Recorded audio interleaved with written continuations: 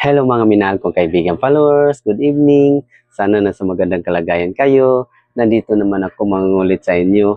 Magdasal tayo ha. Maraming salamat. Sa ngalan sa Ama at sa Anak at sa Espiritu Santo. Amen.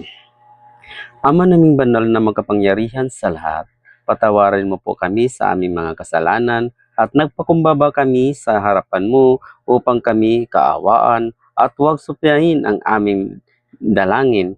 Yayaman kami umaasa at nanaig sa iyo, Panginoon. Tulungan mo po kami ang aming mga pangangailangan sa kaluluwa at sa katawan. Kami magiging mabuting Kristiyanos bilang papasalamat sa iyo, Panginoon, sa biyayang binigay mo sa amin.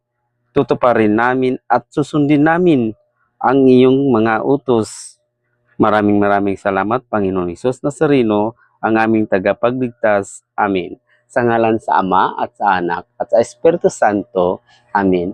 Babay mga minahal kong kaibigan followers. Good night. Salamat.